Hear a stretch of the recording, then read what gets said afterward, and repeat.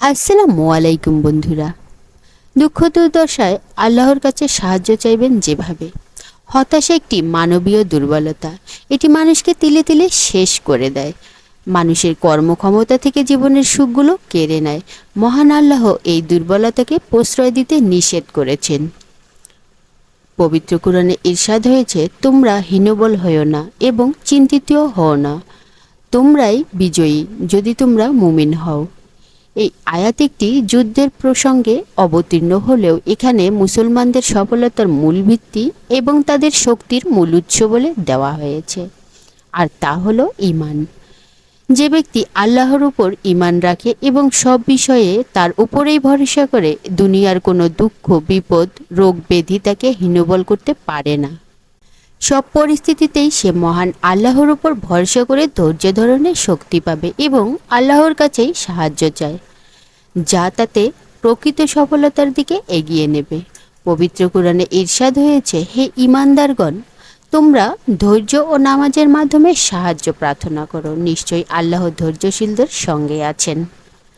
এর এক আয়াত পরে আল্লাহ আরও বলেন, আর আমি অবশ্যই তোমাদেরকে পরীক্ষা করব কিছু ভয়, ক্ষুধা এবং জানমাল ও ফলফলাদের স্বল্পলতার মাধ্যমে। আর তুমি ধৈর্যশীলদের সুসংবাদ দাও, যারা তাদেরকে যখন বিপদ আক্রান্ত করে তখন বলে, নিশ্চয়ই আমরা আল্লাহর জন্য এবং নিশ্চয়ই আমরা তার দিকে প্রবর্তন করি।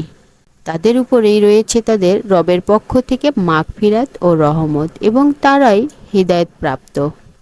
অতএব সাময়িক বিপদ আপদ দুঃখ দুর্দশা ভেঙে না পড়ে ধৈর্যের সঙ্গে মহান আল্লাহর কাছে আশ্রয় চাওয়া উচিত।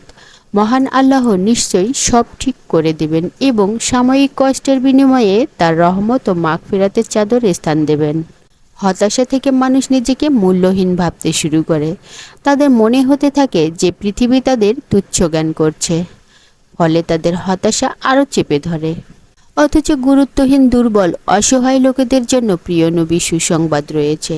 হারিস ইবনে ওয়াহাব খুজাই রাজিয়াল্লাহু আনহু বলেন, আমি নবী সাল্লাল্লাহু আলাইহি সাল্লামকে বলতে শুনেছি, তিনি বলেন, আমি কি তোমাদের জান্নাতি লোকেদের পরিচয় বলবো না?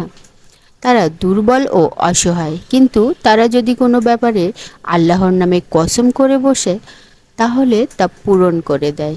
আমি কি তোমাদের জাহান্নামী লোকেদের পরিচয় বলবো না? তারা রূঢ় স্বভাবের ও দুষ্ট প্রকৃতির এবং অহংকারী, তারাই জাহান্নামী। অনেকে হতাশ হয় ঋণের চাপে। নবীজি সাল্লাল্লাহু আলাইহি সাল্লাম এর চিকিৎসাও শিখিয়ে দিয়েছেন। তিনি ঋণের জর্জরিত ও দুশ্চিন্তাগ্রস্ত আনসারী সাহাবী আবি উমরা রাদিয়াল্লাহু আনহুকে একটি দোয়া শিখিয়েছেন। দোয়াটি হলো, অর্থ, হে আল্লাহ, আমি আপনার কাছে দুশ্চিন্তা ও অস্থিরতা থেকে আশ্রয় চাই। আমি আশ্রয় চাই অক্ষমতা ও অলসতা থেকে। আপনার কাছে আশ্রয় চাই ভীরুতা ও কার্পণ্য থেকে। আমি আপনার কাছে আশ্রয় চাই ঋণের বোঝা ও মানুষের রোষানল থেকে।